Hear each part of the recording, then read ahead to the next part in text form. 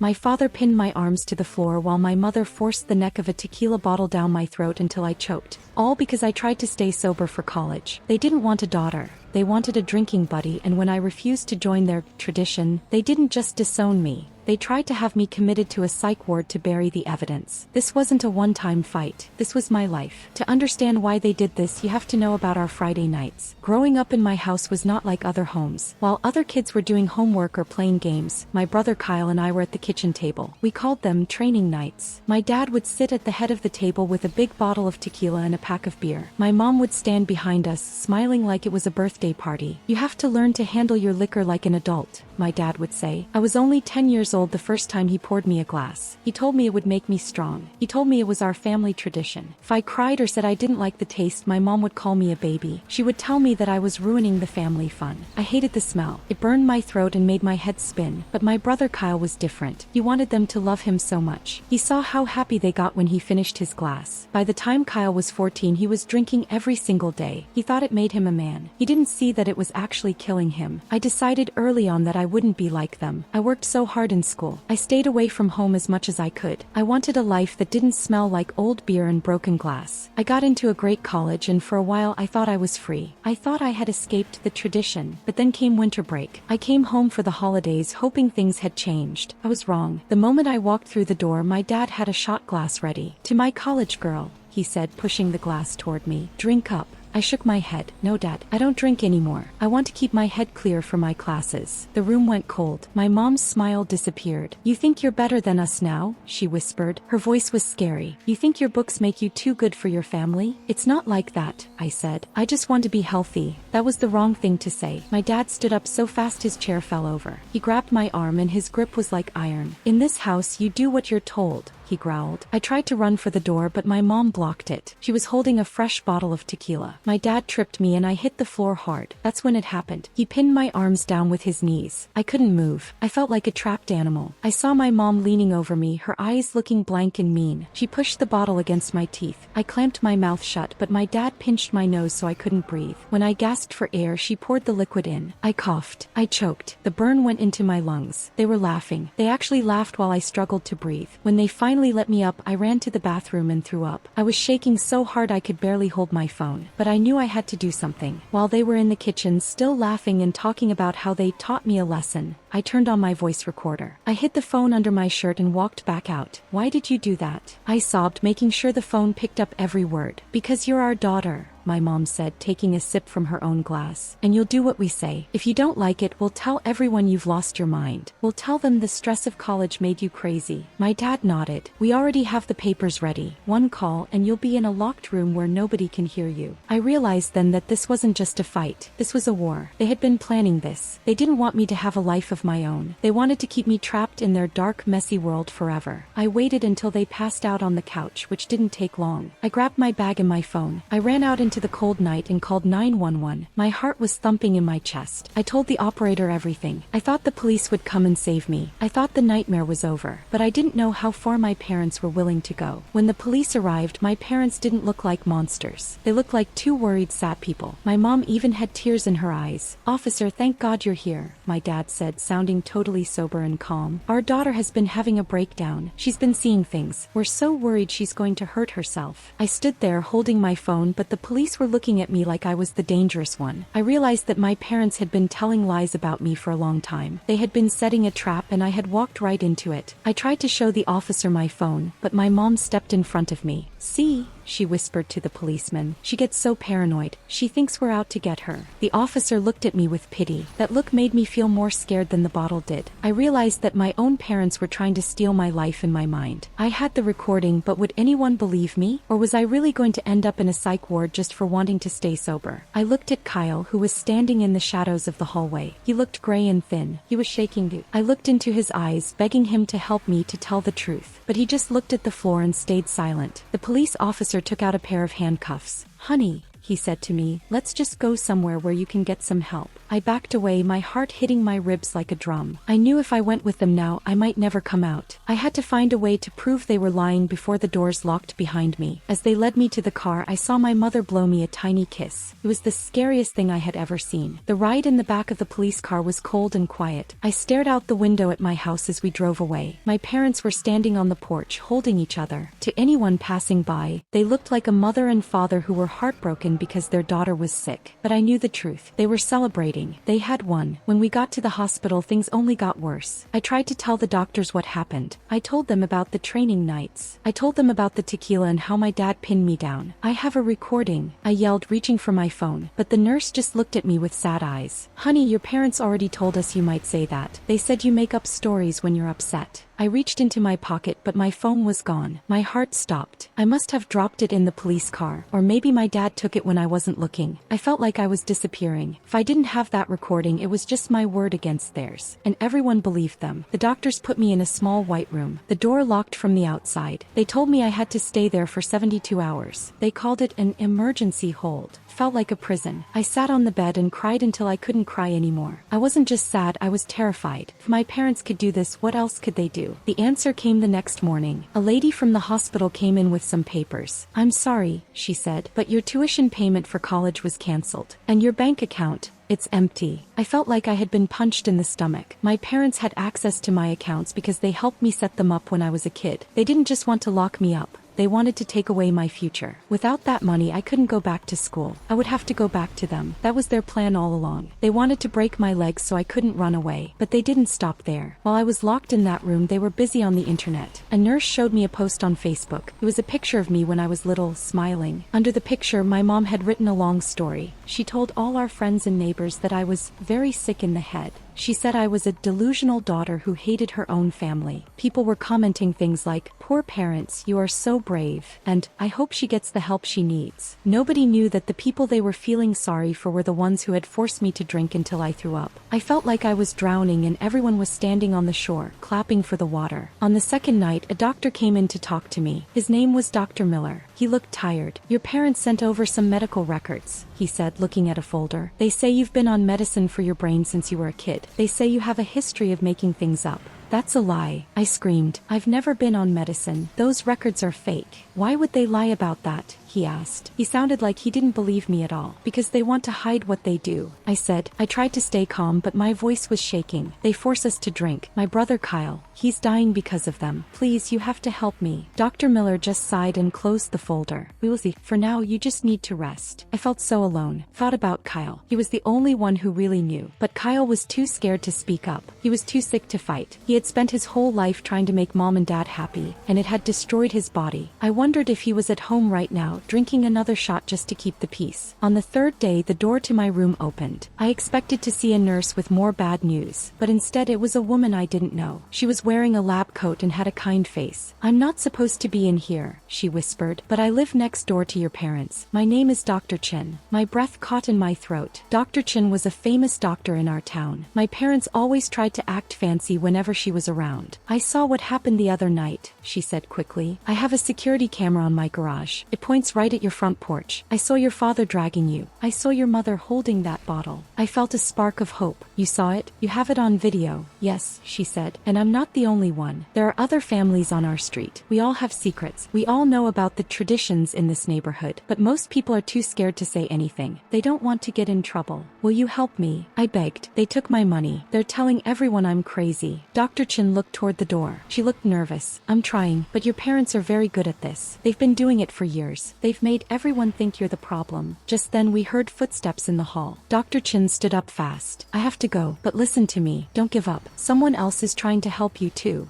"Who?" I asked. "Your brother," she said. Then she was gone. I sat there in the silence, my mind racing. Kyle was helping me. He was the one who had stayed quiet when the police came. He was the one who was loyal to them. The door opened again, and this time it was the police officer from before. He didn't look mean anymore. He looked confused. "Your 72 hours are up," he said. Your parents are outside. They've come to take you home. My blood ran cold. Going home meant going back to the bottle. It meant being trapped in that house with no money and no phone. It was exactly what they wanted. I walked out to the waiting room and there they were. My mom held out her arms like she wanted a hug. My dad was smiling that fake scary smile. Come on, sweetie, my mom said. Let's go home and have a drink. It'll make you feel better. I looked at the exit, then at them. I felt like I was walking toward a trap. But as we walked to the car, I saw Kyle sitting in the back seat. He looked even worse than before. His skin was a strange yellow color. But when he looked at me, he gave a tiny, quick nod toward his lap. He was holding a small wooden box. The car ride home was the scariest time of my life. My dad was driving and he kept looking at me in the mirror with a mean smile. My mom sat in the front seat, humming a happy song like we were coming back from a fun trip. I sat in the back next to Kyle. He looked so sick. His skin was yellow and his hands were shaking, but he wasn't drinking. He was holding that small wooden box tight against his stomach. Don't worry, sweetie, my mom said, turning around. We have a big party planned for tonight. We need to celebrate you coming home. No more of that sober,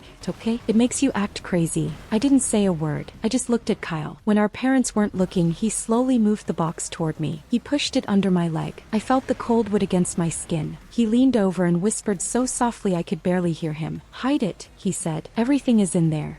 Everything. As soon as we got inside the house, my dad went straight for the kitchen. I heard the sound of ice and glass. First round is on me, he shouted. I ran to my room before they could stop me. I shoved the wooden box under my mattress. My heart was beating so fast I thought it would pop. I heard my mom walking up the stairs. I jumped onto my bed and pretended to be tired. Open up, she said, pushing the door open. She had a glass in her hand. You've been gone for 3 days. You must be thirsty. I just want to sleep, Mom, I said. She walked over and sat on the edge of the bed. She smelled like old cigarettes and sour grapes. You're going to drink this and then you're going to make a video for the internet. You're going to tell everyone you were sorry for lying about us. If you don't, we'll send you back to that hospital and this time you'll never come out. I looked at the glass. I wanted to scream. I wanted to push her away, but I knew I had to be smart. Okay, I lied. Just let me rest for an hour. Then I'll do whatever you want. She smiled and patted my cheek. That's my girl. She left the glass on my nightstand and walked out, locking my door from the outside. I waited until I heard them downstairs. Then I pulled the box out from under the mattress. I opened it and my eyes went wide. It wasn't just papers. There was a small digital recorder, a bunch of letters, and a blue book. I picked up the book. It was an AA book for people who want to stop drinking. Kyle had been going to secret meetings for a whole year. Inside the book there were notes he had written. He wrote about how scared he was. He wrote about how Mom and Dad made him drink when he was just a kid. There were also dates and times of every single training night we ever had. But the best part was the recorder. I pressed play. I heard my dad's voice. Drink it, Kyle. Don't be a loser like your sister. If you want to live in this house, you drink until I tell you to stop. Then I heard the sound of a slap and my brother crying. There were dozens of recordings. Recordings of them planning the lies they told the police. Recordings of them laughing about how they stole my college money. My hands were shaking. This was it. This was the proof. Suddenly, I heard a loud thump from downstairs. Then a scream. It was my mom. Kyle,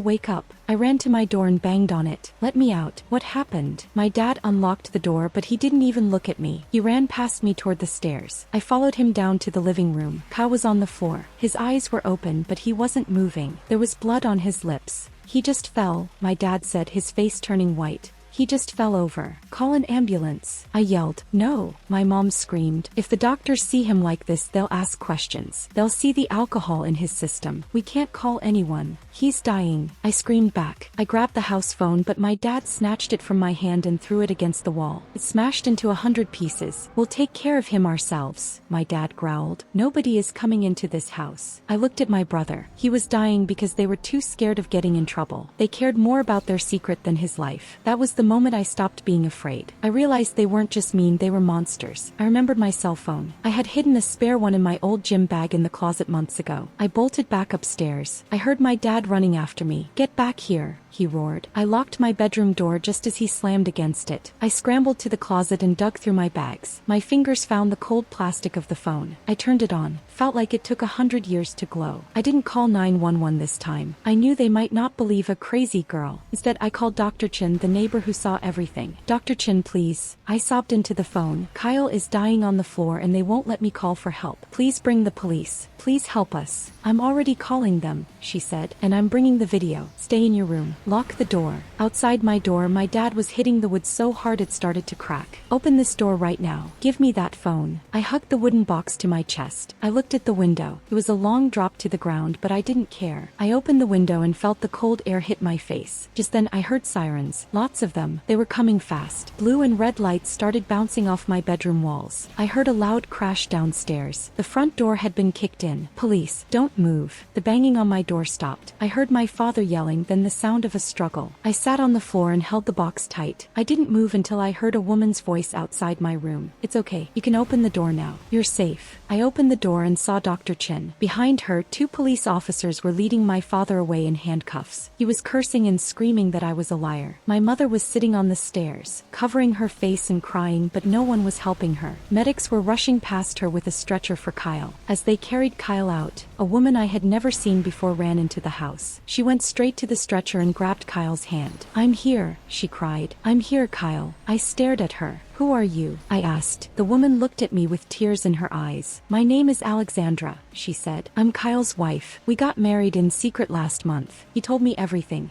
He told me you were the only one who could help him break the curse." I looked at the box in my hands. Kyle had been planning his escape for a long time. He had a whole life I didn't even know about. But as the ambulance doors closed, the police officer turned to me. "We found the records your parents gave the hospital. They look fake. And Dr. Chin gave us her video. But we need to know, what's in that box?" I looked at my parents. They looked small and weak now. The tradition was finally over. "This," I said, handing him the recorder, "is the sound of my family's darkest secret." The police took my parents away that night. I watched them go, not with joy but with a strange, empty feeling. It wasn't happiness, it was just quiet. The house, which used to be so loud with laughter and anger, was suddenly still. Dr. Chin stayed with me, and Kyle's secret wife, Alexandra, went with him to the hospital. The next few weeks were a blur. The recordings from Kyle's box and Dr. Chen's security camera video were all the proof we needed. The police found out about the fake medical records my parents had made. They also found my lost phone in the police car with my recording of their laughter. The lies started to fall apart. Other families in the neighborhood, the ones Dr. Chin mentioned, slowly started to come forward. They had their own stories about training nights and forced drinking. They had been too scared to speak up before, but when they saw what happened to my parents, they finally found their voices. It turned out my parents were not the only ones doing this, but they were the worst. They were also the ones who had made sure everyone kept quiet. My parents were charged with child endangerment and assault. They tried to fight it, but with all the proof they couldn't win. In court they still tried to say I was crazy. They still tried to say Kyle was just a bad kid who drank too much. But no one believed them anymore. It was like a thick fog finally lifted from our town. The hardest part was seeing Kyle in the hospital. He was very sick. His liver was failing. He needed a new one. My parents, as his legal next of kin, had refused to put him on the transplant list. They said he brought it on himself. But Alexandra, his wife, stepped in. She had full legal rights as his spouse. She put him on the list, and we prayed every day. One morning, the hospital called. They found a liver for Kyle. The surgery was long and scary. I sat with Alexandra in the waiting room, holding her hand, listening to her talk about Kyle. She told me how he secretly went to AA meetings, how he hated drinking but couldn't stop because of mom and dad. She told me how he planned to help me escape, to give me the box, but he was too weak. He was just trying to live long enough to save me. After the surgery, Kyle slowly got better. It was a long road, but he stayed sober. He was so weak, but his eyes were clear, and for the first time he looked truly happy. He looked at peace. He even started telling jokes, which I hadn't heard him do since we were little kids, before the training nights began. I went back to college. My tuition money was returned to me, and Dr. Chin helped me get my bank account back. I even got a part-time job to make my own money. I kept the wooden box. It was a reminder of what we went through, but also a reminder of how strong we had become. A few years passed. My parents were in jail. Kyle and Alexandra bought a small house far away from our old neighborhood. They had a baby girl. They named her Sophia. I went to visit them often. Sophia was a beautiful, happy baby. Kyle would sit on the floor and play with her, his face full of love. He never touched alcohol. Alexandra made sure their home was safe and full of laughter. Not the scary kind of laughter I grew up with, but real, happy laughter. One day, I was sitting on their couch watching Kyle read a story to Sophia. She giggled and pointed at the pictures. I looked at Kyle, truly healthy for the first time in years. I looked at Alexandra, who had saved him. I looked looked at Sophia, who would never know the taste of tequila forced down her throat. That's when I realized the curse was broken. My parents tried to make us like them, to keep us trapped in their sickness, but we fought back. Kyle fought with his secret bravery and I fought with my own voice. We didn't just escape,